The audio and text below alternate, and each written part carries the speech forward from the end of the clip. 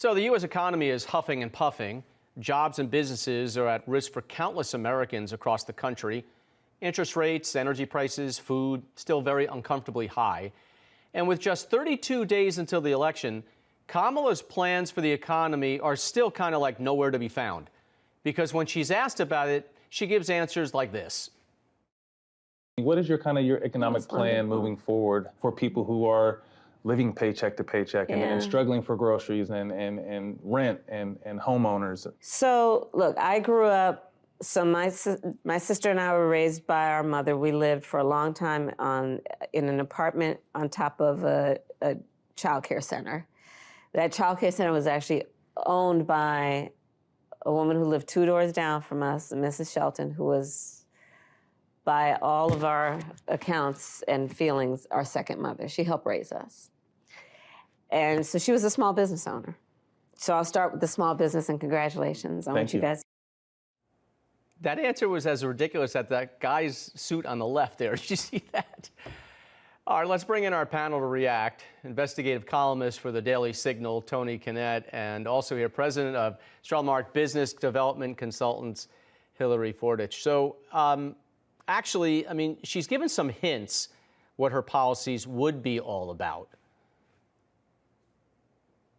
Yes, I mean, totally, Rob, she has. She hasn't just given hints. I think she's actually demonstrated, because her word salad is because she doesn't know what she's doing. Look at what's happened to California. In all of Californian history, we have the greatest exodus, the only decline in population, and look at the corporations that have left, like Chevron. So look at what she's already done in California and look at what she hasn't done. I think one of the best things that J.D. Vance said during the debate was the whack-a-mole comment, which was that you've got to either say, she's going to do what she did in California, which has been ghastly for the state of California, or she should do it right now in office, which she hasn't done, or she's going to do something completely different than she says she's going to do. It's a three-way lose, lose, lose situation.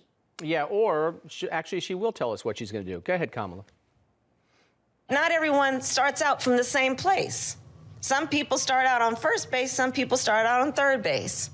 And if the goal is truly about equality, it has to be about a goal of saying everybody should end up in the same place. And since we didn't start in the same place, some folks might need more. Equitable distribution.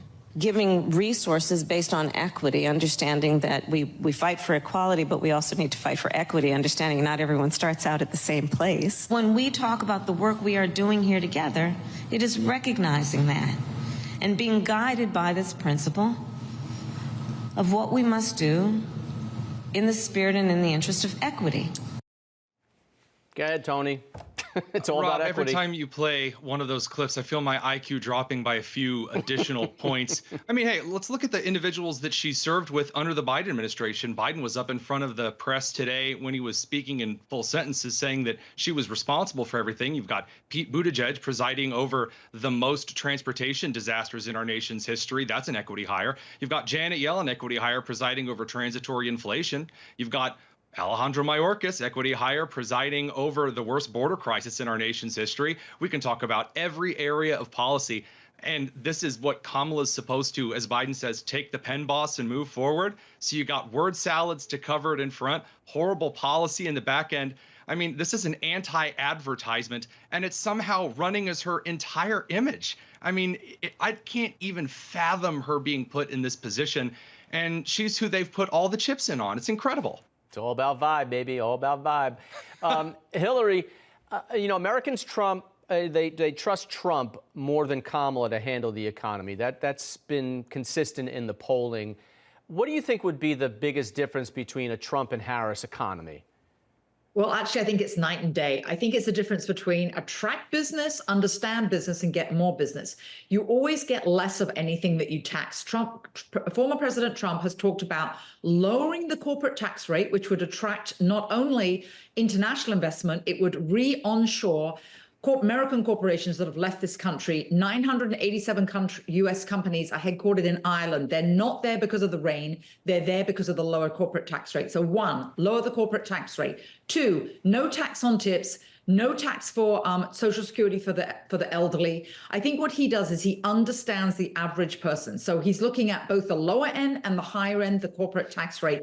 And also, I think most importantly, is if you inspire people to do more and produce more, they will produce more. You just tell people you're going to penalize them for harder work and you're going to tax them more, they just won't do more. That is human psychology. I think Trump understands human psychology, he understands business, and Kamala Harris obviously doesn't. And last but not least, with regard to this whole equity thing, could you imagine if the world was run on equity? First of all, she never received any votes. So why doesn't she give all of those non-votes to somebody else? Because that would be equity, number one. Number two, what about the Olympics and any sport? What about any sport, the Olympics? Oh no, like you didn't win the last one, so we're going to let you win this one, but you don't do anything. What about golf? What about we have Augusta coming up? What do you give a green jacket to somebody who didn't get the score? It doesn't work in our society. Never have and never will.